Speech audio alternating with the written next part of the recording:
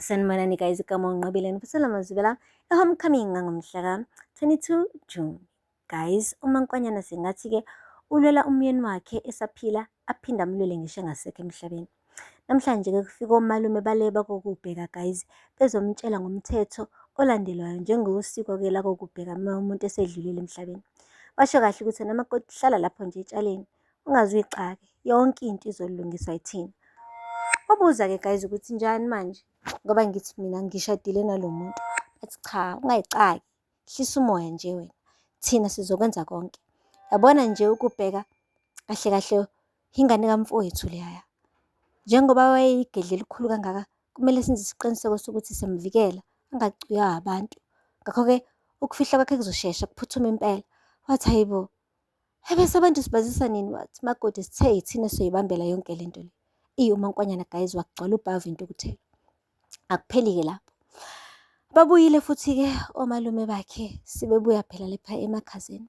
Basho ukuthi lalela-ke makoti, sasikwazise la ukuthi yabona nje sesiwulandile umoya-ke wandodana la odlulele khona usehlangene nenyama yakhe manje. Okwethu-ke manje ukuthi simgeze ukuze kusuke umkhokha lo okade umnamathele. Ebese-ke siyaqhubeka nokunye nokunye. Athi uMaNkwanyana hhayi-ke no warrant awalaphaya e-police station ungifonelile. Washo ukuthi-ke bazobamba i-memorial service. Wathi hayibo, ufonele wena ngoba kunjani? Wathi ngoba ngunkosikazi wakhe. Wathi hayibo, bekumele befonele thina, hhayi wena. Wathi ngobani? Angithi mina unkosikazi wakhe. Bathi lalela la makoti, sithe wena hlala phansi unethezeke. Ashongo ukuthi uloke wehla wenyuka ulokuthi ufuna ukwenza izinto for uSifiso. Hayibo guys, uMaNkwanyana wabona ukuthi cha impela labantu laba abamboni guys. Bathe basuka lapho bathi uphi vele unkosikazi wesibili. Hayibo, wacakeka manje uMaNkwanyana ukuthi igama likaZethu basaliphatha le khaya kube kunje nje kungenxa yakhe. Wathi muphi umakoti wesibili? Bathi hayibo, sisanda ukuhambisa amalobolo thina sihambisela uSifiso for unkosikazi wesibili. Uphi? Wathi hey, lelani la webo malume, yimina unkosikazi kaSifiso, akekho futhi omunye ngaphandle kwami. Guys, kubonakala ukuthi ngisho nale ngubo la embethe uMaNkwanyana isiyamshisa cause labantu laba bayambhedela guys. Ngeke ukuthi kade ewevuka noSifiso ezama ukuthi enze sure ukuthi abaqhubeki noZethu kahle kahle. Then lo Zethu lo vele ogcine senza ukuthi uSifiso ahambe emhlabeni. Bayambuza bona bathi uphi? Hayibo guys, isibindi esingaka kulabo malume. Hayi akupheli-ke lapho guys. Lo Zethu abambuzayo-ke ule kubo kohlongwane. Hayi akagoyishi girl.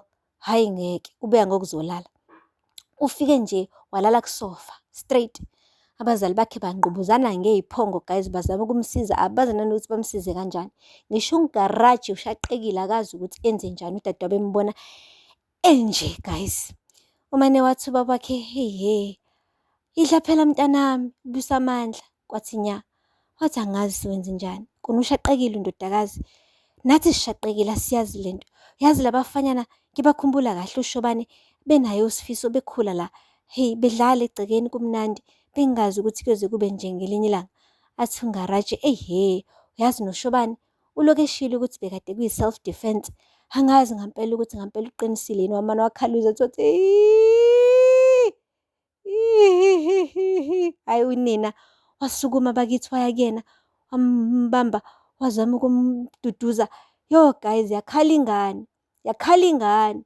Yazi lezi nyembe zayikhalayo guys, ngangcono ukuba mhlampe uyazonga ngoba kusamele ayikhale ngempela. Bamdinga lapha kokubheka ukuthi ayoqhubeka-ke umsebenzi wokuba umakoti, ayohlala naye etshaleni njengoMaNkwanyana ngoba phela bayikhipha zaphelela iy'nkomo-ke bayisa laphaya kohlongwane. Yo guys, kwaze kwanzima. Lapha akupheli-ke guys. uShobane uphumile ejele, ngazi noma nge-bail noma mhlampe ngenxa yokuthi uthe i-self defense bamdedela. Uthe mefika laphaya kubo komnisi, indawo yakhona yamkhumbuza yonke into eyenzekalayo, sonke isigameko.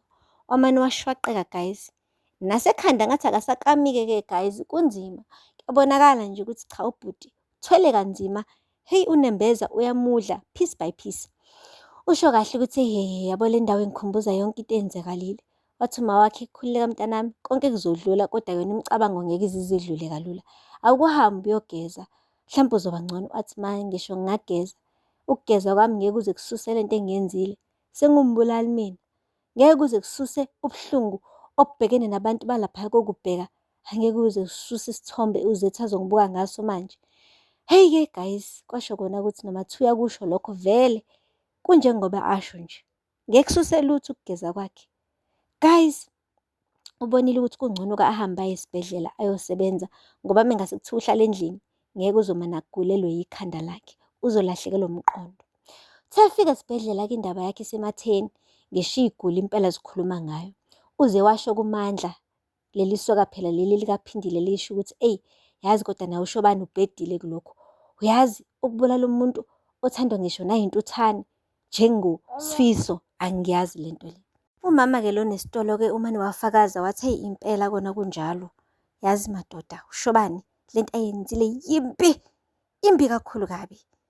Nako konke lokhu nje ingenxa yokuthi efuna ukugashela abantu babantu, amakhosikazi abantu. Asho uMandla athi yazi ubekade right kabi unesithando for uShobane. Yazi bebezozala iy'ngane namehlo engathi ama-China. Yazi nje angazi ngempela ukuthi ubeseseyaphi-ke manje kumuntu ohlulwe umendo wakhe. Hayi kwabe kuqhamuka uMetron mayishintsha inkulumo uMandla wathi guys musani ukuhleba, akubusisiwe ukuhleba. Esebona ukuthi hayi inkanyamba isigcwele indlu. UMetron akasabi muntu-ke guys, umane wabaqonda ngqo labo mama. Wathi nikhuluma nithini, thanda indaba zabantu. Wena uhambe esitolo sakho lesi esingena umuntu oyedwa emva ka5 hours. Yini vele unganake zakhe indaba? Hlukane nendodana yami. Wawungekho kuyona yonke lento kade yenzeka. Ukusho kona ukuthi awazi lutho. Vala umlomo. Phumphele futhi la. Niguli nina nize la nizothola usizo lwami nendodana yami. Kodwa nibhizi niyahleba. Phu, hambani la. Ngampela-ke guys baphuma benyobozela-ke lapha eklinikhi yase-Okhambeni. Guys, nayo inkinga entsha. Kunomfanyana-ke osanda kufika igama lakhe kuthiwa uQondo Kuhle. Yeyi lo mfana guys, hayi. uQondo Kuhle-ke uyindodana-ke kaShwabi.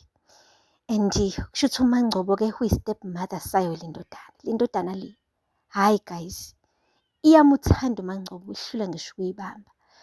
NoMangcobo kuyazama nkosi yami ukuthi phela abe good mother kuyona, kungabe kusengathi yabo akayizali. Uyayinakekela. Yona ayibone ngathi uyayinakekela njengomama. Ibona sengathi uyinakekela njengentombi. Guys, yo, inakekela umkhwenyana. Ayibo. Le ngane ifuna ukudla uyise iyithende incane kangaka. Namhlanje-ke ihambile yokhuluma nabangani bayo esikoleni yasho ukuthi yona ifuna like the greener grasses. Ibathanda bebadala. Bakhuza abangani bathi wanifundangani isifundo kuSifiso noShobane ukuthi yabona uSifiso akasekho emhlabeni ngoba nakho bekade-ke uShobane ebhizi ezama ukuthi amphuce unkosikazi wakhe. Ngabe le ngane yona ayikusabini lokho. Yathi hayi khululeka wena. Ngizama nje mina ukuthola amadlela aluhlaza. Sesuka lapho yabuyela endlini, yangena ekamereni likaMangcobo engakafika uMangcobo, yathatha iperfume yakhe yayifutha emoyeni eqeda ihogela. Ngisho nakwinight dress eyihogela le ngane. Bola enakho guys, ngiyakusaba. Wangena uMangcobo wathi ufunani ekamereni lami? Yathi hayi bengizobheka iy'ncwadi zesikole. Wathi hayibo ekamereni lami? Wathi unuka neperfume yami? Wathi hayi ukuthi le perfume ingikhumbuza yabo intombazane esike ngazwana nayo. Wathi intombazane engangawe igcoba iperfume yami ngeke akukwazi. Wathi hayi ukuthi ayithanda izinto yabo. Wathi okay-ke ithi ngikufuthe la engalweni khona uzomphupha-ke lo girl ebusuku. Kanti akazi uMangcobo ukuthi lo girl ozophushwa uyena uqobo lwakhe. Hayibo. We guys, mhla wathola-ke guys uShwabi ukuthi-ke le ngane ilandela uMangcobo. Yena uzobona engathi uMangcobo olandela yona ngoba vele une-history uMangcobo noNgaraji. Guys, ngiyazi lento le. Angazi ngampela ukuthi ngampela le ngane imfuna nomuntu omdala kangaka. Kodwa-ke siyazazi iy'ngane zamanje zibuka kakhulu o-YouTube, zibuka kakhulu o-TikTok. Mhlampe-ke ibukile lapho ingane yabona ukuthi into e-right le. Guys, ayikhuze-ke iy'ngane zanamhlanje ngeke. Ngathi zihamba ngelinye igiya guys. Aphela lapho-ke amazwibela namhlanje. Ningakhohlwa ukusubscribe and like and comment. Until next time. Bye. Sanibonani guys, igama unqabile ngifisela amazwibela e-homecoming ngomhla ka-22 June. Guys, uMaNkwanyana sengathi-ke ulwela umyeni wakhe esaphila aphinda amlwele ngisho